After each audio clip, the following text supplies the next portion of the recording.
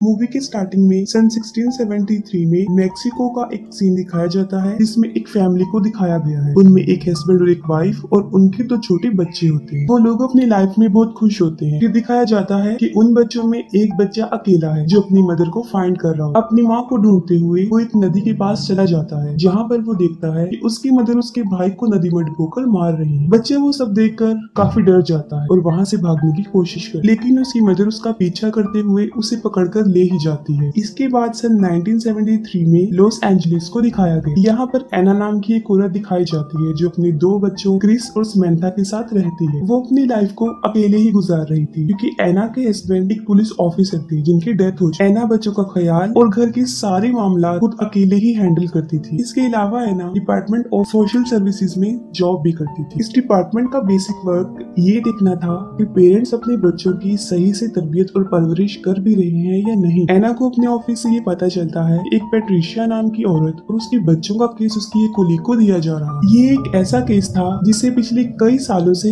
एना ही handle कर रही थी और ये चीज एना को पसंद नहीं आई। तब एना के बॉस उसे समझाते हैं कि एना के ऊपर काम का पहले ही बहुत बर्डन है और यहाँ तक कि उसने अपने बच्चों का ख्याल भी अकेले ही रखना होता है और यही वजह है कि वो केस इसके अलावा किसी और को दिया जा रहा है। मगर फिर भी एना इस पर एग्री नहीं हो। वो कहती है कि मैं पैट्रिशिया को जानती हूँ और वो मेरे ऊपर बिलीव भी करती है और उसके बच्चों को तो मैंने अपनी आंखों के सामने ही बड़े होते हुए देखा है। वो कहती है कि उसके अलावा कोई भी ये केस अच्छे से हैंडल नहीं कर सकता। फिर एना के बॉस उसकी बात पर एग्री हो जाते हैं और वो केस एना को ही दे देते हैं। पैट्रिशिया के बच्चों के स्कूल से कॉल आती है कि वो फिर से स्कूल नहीं आ रहे और यही वजह है कि एना को उनके घर जाना था, जिस पर उसके बॉस उसे कहते हैं कि वो अपने साथ एक पुलिस ऑफिसर को भी लेकर जाए और एना एक पुलिस ऑफिसर के साथ पैट्रिशिया के घर पहुंच ही जाती है। सबसे पहले पैट्रिशिया सबको अंदर आने से मना कर देती है, लेकिन फिर एना उसे बताती है कि वो सिर्फ अकेली ही अंदर आएगी और इस बात पर पैट्रिशिया उसे अंदर आने देती है। एना देखती है कि पैट्रिशिया बहुत बुरी तरह डरी हुई है और वो फिर उससे उसके बच्चों के बारे में पूछती है, जिस पर वो कहती है कि वो सेफ, लेकिन एना को उसके बच्चे नजर नहीं आ रहे होते। फिर एना को एक डोर नजर आता है जिसके ऊपर बहुत ज्यादा आइस की पिक्चर्स बनाई होती है। एना उस डोर के पास जाती है जिसे देखकर पैट्रिशिया बुरी तरह भड़क जाती है। वो एना पर अटैक करती है और उसे मारने की कोशिश करती है। तभी फौरन पुलिस वाला वहाँ पर आ जाता है और पैट्रिशिया को पकड़ लेता है और इसी दौरान एना पैट्रिशिया की गले से एक की निकाल लेती है, जिस पर पैट्रिशिया उसे कहती है कि उस डोर को मत ओपन करो, लेकिन एना दरवाजा खोल लेती है और उस डोर के अंदर पैट्रिशिया के दोनों बच्चे होते हैं। वो दोनों बच्चे भी बुरी तरह काफी डरे और सहमे होते हैं और एना को कहते हैं कि दरवाजा बंद कर वरना वो हमें मार दे। एना को इस बात की बिल्कुल भी समझ नहीं आती कि वो बच्चे ला लोरेना की बात कर रहे हैं। इसके बाद उन बच्चों को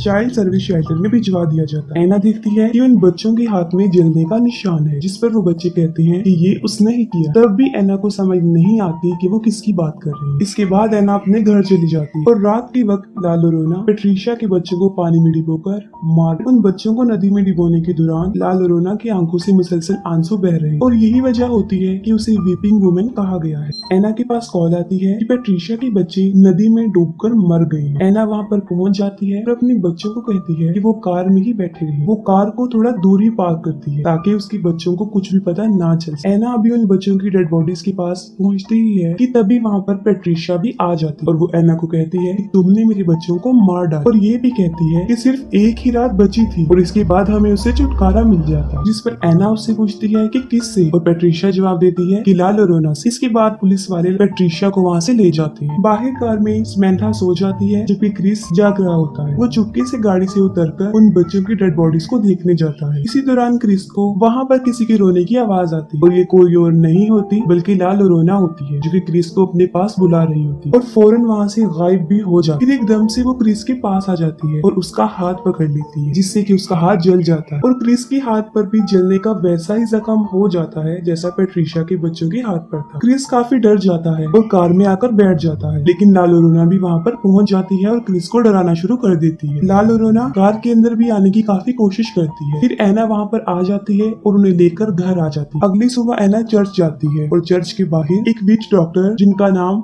रेफल ओलिवेरा होता है वो खड़े होते हैं। वो अपनी जादुई वर्ड्स की मदद से लोगों का ट्रीटमेंट कर रहे होते हैं जिससे कि वो ठीक हो जाते हैं। एना फादर से ला लोरेना के बारे में पूछती है और फादर उसे ला लोरेना के बारे में सब कुछ बता देते हैं। समंथा जो कि अपने घर में खेल रही होती है और उसे भी वहाँ पर ला लोरोना नजर आती है। ला लोरोना समंथा का हाथ भी पकड़ के उसे कर्स बना देती है और समंथा के हाथ पर भी जलने का जख्म बन जाता है। एना घर आ जाती है और वो देखती है कि समंथा बहुत ज्यादा डरी हुई है। एना उसके हाथों पर जले हुए जख्मों के बारे में पूछती है, तब समंथा झूठ बोल देती है कि मैं कहीं पर गिर गई। फिर एक डिटेक्टिव जिनका नाम कूपर होता है वो एना के घर पर आते हैं, जो कि एना के हस्बैंड की फ्रेंड थी। कूपर एना को बताते हैं कि पुलिस वालों को पेट्रिशिया पर ही शक है कि उसी ने ही अपने बच्चों को मारा है, लेकिन पेट्रिशिया और उसके गवाहों का ये कहना है कि मर्डर के दौरान पेट्रिशिया फुल टाइम चर्च में ही थी। कूपर एना को एक फाइल देते हैं ताकि वो पेट्रिशिया के केस के बारे में थोड़ी सी इंफॉर्मेशन ले सके। फिर दूसरी तरफ हम देखते हैं रैफल को, जो पेट्रिशिया के घर में होते हैं और ला लोरोना के आंसुओं को कलेक्ट कर रहे होते हैं।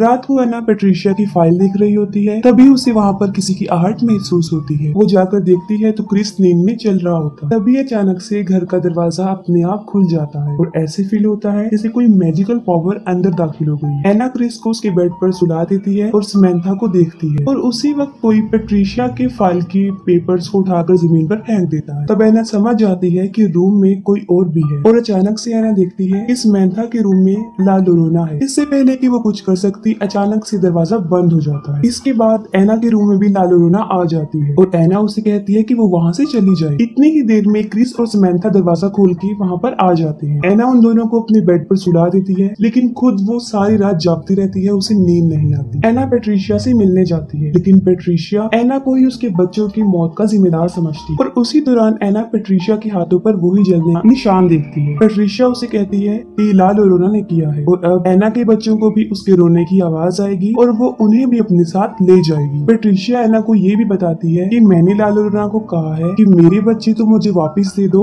और एना के बच्चों को ले जाओ। क्रिस को किसी के रोने की आवाज आती है। पहले तो ला लोरोना उसे डराती है और फिर सीढ़ियों से उसे नीचे गिरा देती, लेकिन मौके पर ही एना वहाँ पर पहुँच जाती है और उसे हॉस्पिटल लेकर जाती है। जब डॉक्टर क्रिस के हाथों पर जलने के जख्म देखता है तो वो डिपार्टमेंट ऑफ सोशल सर्विसेज को कॉल कर देता है। रात को एना के घर पे कूपर और उसकी कोलीग डोना आते हैं और वो ये चेक करने आते हैं कि कहीं एना अपने बच्चों के साथ अब्यूज तो नहीं करती या किसी किस्म का कोई तशद्दुद तो नहीं करती। फिर एना क्रिस से ला लोरोना के बारे में पूछती है और वो उसे सब कुछ बता भी देता है। दूसरी तरफ ला लोरोना समंथा को पानी में डुबोकर मार रही होती है, लेकिन मौके पर एना वहाँ पर पहुँच जाती है और उसे बचा लेती है। इसके साथ ही ला लोरोना एना को भी कर्ज कर देती है और बड़ी मुश्किल से एना अपने बच्चों को वहाँ से लेकर भागने में कामयाब हो जाती है। एना चर्च में फादर के पास आती है, तब फादर उसे बताते हैं एनाबेल डॉल के बारे में कि जब वो एनाबेल डॉल को लेकर आ रहे थे तब उस डॉल ने उन्हें बुरी तरह जख्मी कर दिया और वो ये भी बताते हैं कि इस तरह की चीजों में शैतानी ताकत होती है और चर्च तुम्हारी हेल्प भी करेगा। लेकिन उन्हें चर्च से सर्विसेज लेने में कई हफ्ते लग जाने थे, लेकिन एना के पास इतना वक्त नहीं था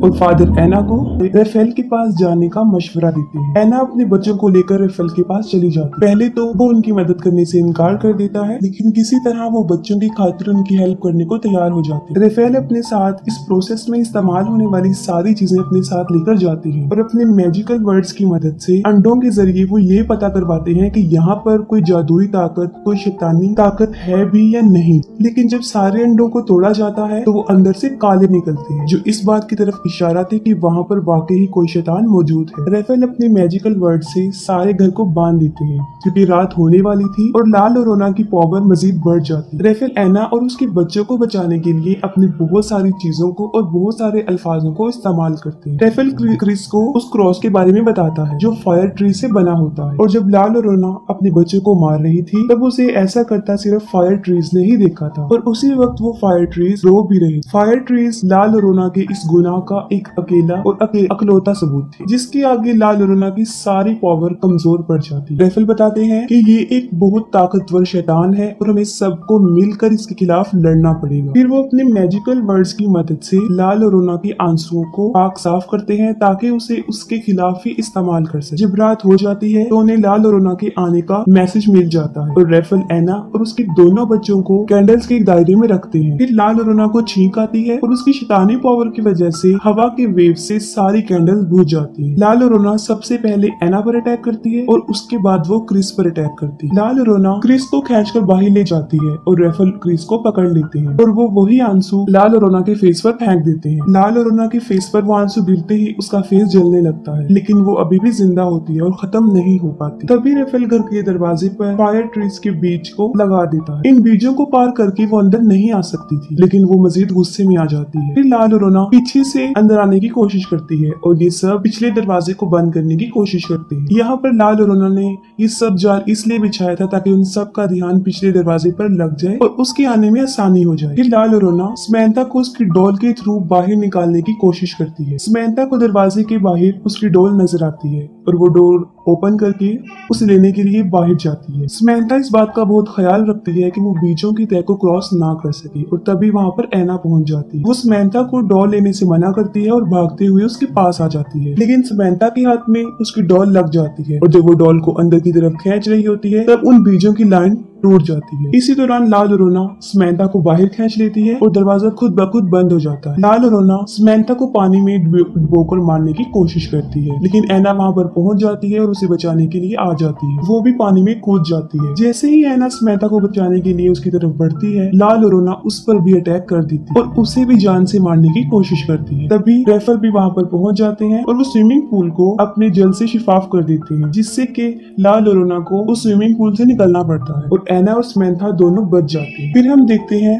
कि ऐना के हाथ में लाल और रोना का लॉकेट आ जाता है और वो लोग समंथा को लेकर अंदर भी आ जाते हैं। समंथा बार बार घर से जाने की कोशिश करती है, जिस पर रेफल ऐना को बताता है कि समंथा के ऊपर लाल और रोना हावी हो चुकी है और जब भी लाल और रोना समंथा को बुलाएगी तो ये फौरन उसकी तरफ चल पड़ेगी। रेफल ऐना को ये भी बताते हैं कि जब तक लाल और रोना से पीछा नहीं छूटता हमें इन दोनों बच्चों की हिफाजत करनी पड़ेगी। ऐना अपने बच्चों को कबर्ड में इसी तरह बंद कर देती है जैसे पैट्रिशिया ने अपने बच्चों को किया। दूसरी तरफ घर के बाहर लाल और रोना अभी भी बच्चों का वेट कर रही होती है। ऐना रेफल को वो लॉकेट दिखाती है जो उसने लाल और रोना के गले से उतारा था। रेफल ऐना को कहते हैं कि तुम इसे संभाल कर रखो, हम इसे उसके खिलाफ इस्तेमाल कर सकते हैं। कुछ देर गुजर जाने के बाद एक औरत उन बीजों की लाइन को क्रॉस करते हुए उनके बच्चों के पास पहुंच जाती है। ये औरत पैट्रिशिया होती है, जिसे ये लगता है कि अगर वो समंथा और क्रिस को लाल और रोना के हवाले कर देगी तो वो उसके बच्चे उसे वापस लौटा देगी। रेफल पैट्रिशिया को रोकने की बहुत कोशिश करता है, लेकिन वो उसे शूट करके मार देती है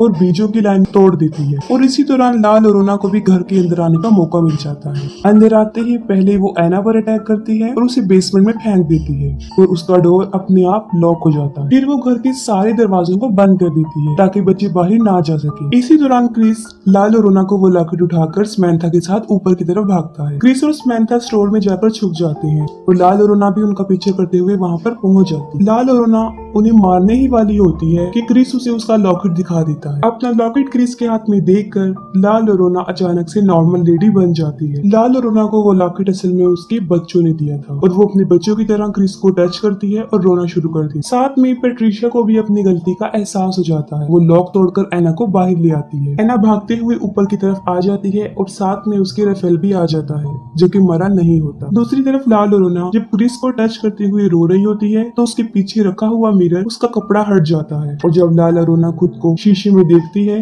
तो वो फिर से शैतान बन जाती है और वो शीशा भी टूट जाता है। लाल और रोना रेफेल को हवा में उठाकर बाहर फेंक देती है और इसी दौरान ऐना भी वहाँ पर पहुंच जाती है। क्रिस और समंथा ऐना के पास भागकर आ जाती है। जैसे ही लाल और रोना ऐना क्रिस और समंथा को मारने के लिए उनकी तरफ बढ़ती है, रेफेल उसकी तरफ फायर ट्री से बना हुआ वो क्रॉस फेंक देता है। ऐना उस क्रॉस को उठाती है और लाल और रोना के सीने में डाल देती है। उस क्रॉस की वजह से लाल और रोना खत्म हो जाती है और सब कुछ नॉर्मल हो जाता है और इसके साथ ही मूवी भी एंड हो जाती है।